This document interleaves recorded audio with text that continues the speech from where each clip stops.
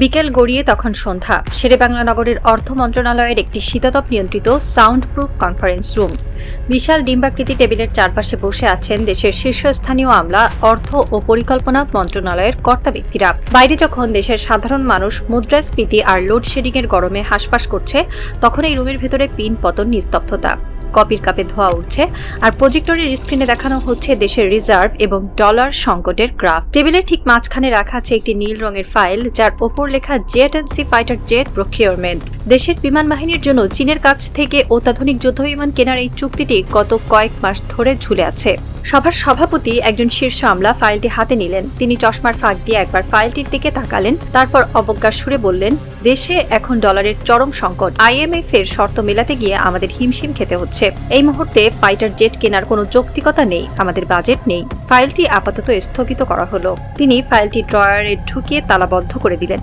ঠিক সেই মুহূর্তেই তার পকেটে থাকা সুরক্ষিত রেড ফোনটি বেজে উঠল। ফোনটি রিসিভ করতেই ওপর থেকে ভেসে এলো এক চরম উৎকণ্ঠার কণ্ঠস্বর। বান্দরবনের একটি ফরওয়ার্ড রাডার স্টেশন থেকে জানানো হচ্ছে, স্যার, 0 লাইন ক্রস করে 2টি আননোন ফাইটার জেট আমাদের আকাশসীমায় ঢুকে পড়েছে। আমাদের হাতে ইন্টারসেপ্ট করার মতো কোনো এয়ারক্রাফট নেই। আমলার কপালে বিন্দু বিন্দু ঘাম জমতে শুরু করলো। তিনি যে ফাইলটি মাত্র বাজেট নেই বলে তালাবদ্ধ করে রাখলেন, সেই ফাইলটির ভেতরেই ছিল ওই অনুপ্রবেশকারী জেটগুলোকে ধাওয়া করার একমাত্র হাতিয়ার। একটি স্বাধীন দেশের ছাদ যখন অরক্ষিত, তখন ভেতরের অর্থনীতি বাঁচিয়ে কি লাভ? একটি রাষ্ট্রের অর্থনীতি অবশ্যই তার বেঁচে থাকার অন্যতম প্রধান চালিকা শক্তি। ডলারের রিজার্ভ, জিডিপির প্রবৃদ্ধি, আমদানি রপ্তানির ভারসাম্য, এগুলো একটি দেশকে সচল রাখে। কিন্তু রাষ্ট্রবিজ্ঞানের এবং মানব ইতিহাসের সবচেয়ে আদি, অকৃত্রিম এবং রূঢ় সত্যটি হলো, যদি রাষ্ট্রের ভৌগোলিক অস্তিত্ব, সীমানা বা সার্বভৌমত্বই না থাকে, তবে সেই অর্থনীতি দিয়ে আপনি কি করবেন? কল্পনা করুন, আপনি আপনার স্বপ্নের একটি বাড়ি বানিয়েছেন। সেই বাড়ির ভেতরে আপনি কোটি টাকার দামি আসবাবপত্র সাজিয়েছেন, মেঝেতে বিছিয়েছেন বিদেশি কার্পেট, দেয়ালে লাগিয়েছেন দামি রং, কিন্তু আপনার বাড়ির ছাদটি ফুটো, বাইরে থেকে ধেয়ে আসছে প্রলয়ঙ্কারী কালবৈশাখী ঝড়, আর আপনি ঘরের ভেতরে বসে হিসাব করছেন, আমার এখন ছাদ মেরামত করার বাজেট নেই, আমি আগে ঘরের ভেতরের অর্থনীতি ঠিক করব। এর চেয়ে বড় আত্মঘাতী বোকামি আর কি হতে পারে? ঝড় যখন আসবে, তখন ওই ফুটো ছাদ দিয়ে পানি আর কাদা ঢুকে আপনার কোটি টাকার আসবাবপত্র এক নিমিষেই ধ্বংস করে দেবে। আপনার ওই সাজানো ড্রয়িং রুম পরিণত হবে এক ধ্বংসস্তূপে। বাংলাদেশের অবস্থাও আজ ঠিক সেই ফুটো ছাদওয়ালা বাড়ির মতো। আমাদের 3 দিকে সারাশির মতো ঘিরে থাকা ভারত এবং দক্ষিণ পূর্বে মিয়ানমার প্রতিনিয়ত তাদের সামরিক শক্তি বৃদ্ধি করছে। আকাশপথে তাদের আস্ফালন আমাদের সার্বভৌমত্বের জন্য এক চরম হুমকি স্বরূপ। অথচ আমাদের নীতি নির্ধারকরা, শীতাতপ নিয়ন্ত্রিত কক্ষে বসে থাকা আমলারা বলছেন, দেশে ডলার নিয়ে অর্থনীতি খারাপ, তাই এখন ফাইটার জেট কেনা যাবে না। এই যুক্তিটি কেবল খোঁড়া নয়, এটি এক চরম পৈশাচিক ভণ্ডামি। যখন বিগত পতিত স্বৈরাচারী সরকারের আমলে দেশ থেকে হাজার হাজার কোটি টাকা পাচার হয়ে কানাডায় বেগমপাড়া, দুবাই, সিঙ্গাপুর আর সুইস ব্যাংকের ভল্টে জমা হচ্ছিল, তখন এই আমলাদের ডলার সংকটের কথা মনে পড়েনি। যখন কুইক রেন্টাল বা ক্যাপাসিটি চার্জের নামে বিদ্যুৎ না বসিয়েই বিদেশি কোম্পানিগুলোকে বিনা টেন্ডারে লাখো কোটি টাকা বিলি করা হয়েছে, তখন তো অর্থনীতির দোহাই দিয়ে সেই কালো চুক্তিগুলো বাতিল করা হয়নি। মেগা প্রকল্পের নামে যখন পুকুর চুরি হয়েছে, তখন দেশের অর্থনীতি ঠিকই সচল ছিল।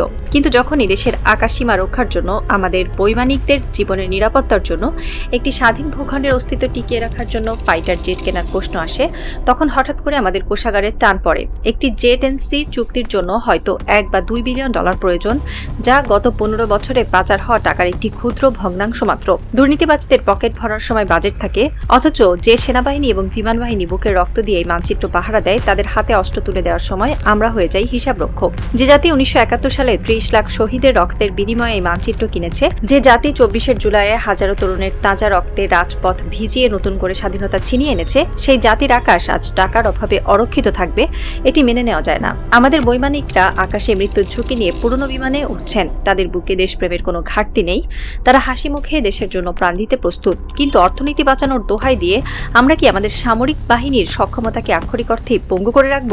একটি স্বাধীন দেশের ছাদ যখন অরক্ষিত, তখন ভেতরের অর্থনীতি বাঁচিয়ে রাখাটা নিছকই এক আত্মঘাতী অন্ধত্ব ছাড়া আর কিছুই নয়। কানাডার টরন্টো শহরের অভিজাত এলাকা বেগমপাড়া কিংবা দুবাইয়ের পাম জুমেইরার কোনো এক বিলাসবহুল ভিলার কথা একবার কল্পনা করুন। ঝকঝকে সুইমিং পুলের পাশে বসে দামি শ্যাম্পেনের গ্লাসে চুমুক দিচ্ছেন বাংলাদেশেরই কোনো এক সাবেক মন্ত্রী, আমলা কিংবা তাদের আশীর্বাদ পুষ্ট কোনো মাফিয়া ব্যবসায়ী। তাদের গ্যারেজে রাখা আছে লেটেস্ট মডেলের ফেরারি বা রোলস রয়েস। সুইস ব্যাংকের ভল্টে কিংবা সিঙ্গাপুরের অফশোর অ্যাকাউন্টে তাদের নামে জমা আছে কোটি কোটি ডলার। এই ডলারগুলো কোথা থেকে এলো? এই ডলারগুলো কোনো ভিনদেশি লটারির টাকা নয়। এই ডলারগুলো হলো বাংলাদেশের 17 কোটি খেটে খাওয়া মানুষের ঘাম, রক্ত আর ট্যাক্সের টাকা। গ্লোবাল ফাইন্যান্সিয়াল ইন্টিগ্রিটির মতো আন্তর্জাতিক সংস্থাগুলোর রিপোর্ট অনুযায়ী গত 1.5 দশকে পতিত স্বৈরাচারী সরকার আমলে ওভার ইনভয়েসিং, আন্ডার ইনভয়েসিং এবং মেগা প্রকল্পের দুর্নীতির মাধ্যমে বাংলাদেশ থেকে প্রায় 150 বিলিয়ন ডলার, প্রায় 15 কোটি টাকা বিদেশে পাচার করা হয়েছে। যখন ব্যাংক লুট করে শেয়ার বাজার ধসিয়ে দিয়ে আর কুইক রেন্টালের ক্যাপাসিটি চার্জের নামে হাজার হাজার কোটি টাকা বিনা টেন্ডারে বিদেশি কোম্পানি আর দেশীয় অলিগার্কদের পকেটে তুলে দেওয়া হচ্ছিল, তখন কিন্তু বাংলাদেশের কোষাগারে ডলারের কোনো অভাব ছিল না। যখন 1 লাখ টাকার পর্দা, 10 লাখ টাকার বালিশ আর 3 গুণ বেশি বাজেটে ফ্লাইওভার বা মেগা প্রকল্পের নামে পুকুর চুরি চলছিল, তখন তো সচিবালয়ের কোনো আমলা বা নীতি নির্ধারক ড্রয়ার থেকে ফাইল বের করে বলেননি দেশের অর্থনৈতিক সংকট চলছে, এই প্রজেক্ট বাতিল করা হোক। কি এক অদ্ভুত পৈশাচিক আর গা গুলিয়ে ওঠা ভণ্ডামি। যখনই দেশের অস্তিত্ব রক্ষার প্রশ্ন আসে, যখনই 3 দিক থেকে ঘিরে থাকা ভারত এবং আগ্রাসী মিয়ানমারের আস্ফালনের বিপরীতে বাংলাদেশের আকাশসীমাকে সুরক্ষিত করার কথা ওঠে, ঠিক তখনই আমাদের আমলা আর নীতি নির্ধারকদের মনে পড়ে যায় যে দেশে ডলার নেই। একটি জেট-এনসি মাল্টি রোল ফাইটার জেটের স্কোয়াড্রন কিনতে ঠিক কত টাকা লাগে? সামরিক বিশেষজ্ঞদের মতে প্রয়োজনীয় অস্ত্র ও প্রশিক্ষণ সহ এক স্কোয়াড্রন জেট-এনসি কিনতে হয়তো 1 থেকে 1.5 বিলিয়ন ডলারের প্রয়োজন হতে পারে। এই 1 বা 1.5 বিলিয়ন ডলার গত 15 বছরে দেশ থেকে পাচার হওয়া 150 বিলিয়ন ডলারের কত শতাংশ? এটি তো ওই পাচার হওয়া টাকার একটি ক্ষুদ্র ভগ্নাংশ মাত্র। লুটপাটকারীদের পকেট ভরার সময়, দুর্নীতিবাজদের বিদেশে সেকেন্ড হোম বা থার্ড হোম বানানোর সময় দেশের অর্থনীতি ঠিকই জাদুর মতো সচল থাকে। কিন্তু যখন দেশের আকাশসীমা রক্ষার জন্য, আমাদের বৈমানিকদের জীবনের নিরাপত্তার জন্য, একটি স্বাধীন ভূখণ্ডের অস্তিত্ব টিকিয়ে রাখার জন্য ফাইটার জেট কেনার প্রশ্ন আসে, তখনই হঠাৎ করে আমাদের কোষাগারে টান পড়ে। এই ভণ্ডামি মূলত প্রমাণ করে যে সংকটটা ডলারের বা অর্থনীতির নয়, সংকটটা হলো নিখাদ দেশপ্রেম এবং রাজনৈতিক সদিচ্ছার। রাষ্ট্রীয় কোষাগারের চাবি যাদের হাতে, তারা আসলে কখনোই চায়নি বাংলাদেশ সামরিকভাবে স্বয়ংসম্পূর্ণ হোক। তারা খুব ভালো করেই জানে, একটি দেশের সামরিক বাহিনী যখন আধুনিক অস্ত্রে সজ্জিত থাকে, তখন ভিনদেশি প্রভুরা আর ওই দেশের অভ্যন্তরীণ রাজনীতিতে খবরদারি করার সাহস পায় না। আর ভিনদেশি প্রভুদের খবরদারি বন্ধ হয়ে গেলে ওই পাচারকারী আর দেশীয় এজেন্টদের ক্ষমতায় টিকে থাকার অদৃশ্য খুঁটিটাও ভেঙে পড়বে। তাই তারা অত্যন্ত সুকৌশলে ডলার সংকট আর IMF এর শর্ত এর একটা খোঁড়া যুক্তি দাঁড় করিয়েছে, যাতে সাধারণ মানুষ মনে করে যে ফাইটার জেট কেনাটা এখন একটি বিলাসী খরচ। কিন্তু স্বাধীনতা কোনো বিলাসিতা নয়। যে জাতি 1971 সালে 30 লাখ শহীদের রক্তের বিনিময়ে এই মানচিত্র কিনেছে, যে জাতি 2024-এর জুলাই-আগস্টে হাজারো তরুণের তাজা রক্তে রাজপথ ভিজিয়ে নতুন করে স্বাধীনতা ছিনিয়ে এনেছে, সেই জাতির আকাশ আজ টাকার অভাবে অরক্ষিত থাকবে, এটা কোনো যুক্তিতেই মেনে নেওয়া যায় না। আমাদের বৈমানিকরা আকাশে মৃত্যুর ঝুঁকি নিয়ে পুরনো সেকেলের প্রযুক্তির বিমানে উড়ছেন। তাদের বুকে দেশপ্রেমের কোনো ঘাটতি নেই, তারা হাসি মুখে দেশের জন্য প্রাণ দিতে প্রস্তুত। কিন্তু অর্থনীতি বাঁচানোর এই ডার্ক কমেডি বা খোড়া দোহাই দিয়ে আমরা কি আমাদের সামরিক বাহিনীর সক্ষমতাকে আক্ষরিক অর্থেই পঙ্গু করে রাখবো? একটি স্বাধীন দেশের ছাদ যখন অরক্ষিত, যখন শকুনেরা আমাদের সীমানার ওপাশ থেকে ডানা ছাপটানোর আওয়াজ দিচ্ছে, তখন ভেতরের অর্থনীতি বাঁচিয়ে রাখাটা নিছকই এক আত্মঘাতী অন্ধত্ব ছাড়া আর কিছুই নয়। যাদের দুর্নীতির কারণে আজ দেশের এই ডলার সংকট, তাদের বিচার না করে, তাদের পাচার করা টাকা দেশে ফিরিয়ে আনার কার্যকর যুদ্ধ শুরু না করে দেশের প্রতিরক্ষাকে বাজেট কাটের শিকার বানানোটা আক্ষরিক অর্থেই রাষ্ট্রদ্রোহিতার শামিল। এই বদ্বীপের মাটি বীরের রক্তে ভেজা। এই মাটির সন্তানদের আকাশ কোনো খোড়া অর্থনীতির অজুহাতের কাছে বিক্রি হতে পারে না। দেশের স্বাধীনতা সবার আগে, আর সেই স্বাধীনতা রক্ষার জন্য যা প্রয়োজন তা যে কোনো মূল্যে ছিনিয়ে আনার এখনই সময়।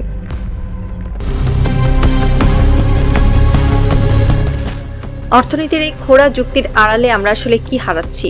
আমরা হারাচ্ছি আমাদের সম্মান, আমাদের প্রতিরোধ ক্ষমতা বা ডেটারেন্স। মিয়ানমারের দিকে তাকান, তাদের অর্থনীতি আমাদের চেয়েও ভঙ্গুর। তাদের দেশে গৃহযুদ্ধ চলছে ডলারের রিজার্ভ তলানিতে, কিন্তু সেই অবস্থাতেও তারা তাদের বিমান বাহিনীকে আধুনিকায়ন করা থামায়নি। তারা রাশিয়ার কাছ থেকে অত্যাধুনিক সুখোই 30, চীনের কাছ থেকে যে F-17 কিনেছে, কারণ তারা জানে অর্থনীতি খারাপ হলেও আকাশ অরক্ষিত রাখা মানে শত্রুকে নিমন্ত্রণ জানানো।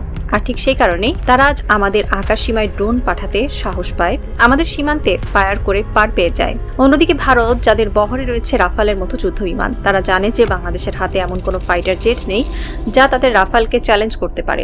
ডগ ফাইট বা আকাশ যুদ্ধে ফার্স্ট লুক ফার্স্ট শুট নীতিতে আমরা এতটাই পিছিয়ে আছি যে আমাদের পাইলটরা আকাশে ওড়ার আগেই আসলে যুদ্ধে হেরে বসে আছেন। আমাদের পুরনো প্রযুক্তির রাডার যখন শত্রুকে দেখতে পাবে, তার অনেক আগেই শত্রুর মিসাইল আমাদের বিমানকে ধ্বংস করে দেবে।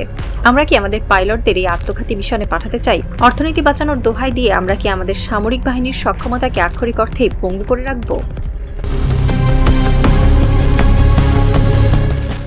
খুব গভীরভাবে বিশ্লেষণ করে দেখা যায় J-10C কেনার চুক্তিটি স্থগিত হওয়ার পেছনে অর্থনৈতিক সংকটের যে গল্পটি পাতা হয়েছে তা আসলে একটি নিখুঁত এবং সুপরিকল্পিত ভূ রাজনৈতিক ব্ল্যাকমেইল। আন্তর্জাতিক পরাশক্তিগুলো এবং আমাদের আগ্রাসী প্রতিবেশীরা কখনোই চায় না বাংলাদেশ সামরিকভাবে, বিশেষ করে আকাশপথে শক্তিশালী হোক। তারা জানে J-10C ভিগোরাস ড্রাগন একবার বাংলাদেশের আকাশে ডানা মেললে তাদের চিরচেনা দাদাগিরি চিরতরে বন্ধ হয়ে যাবে।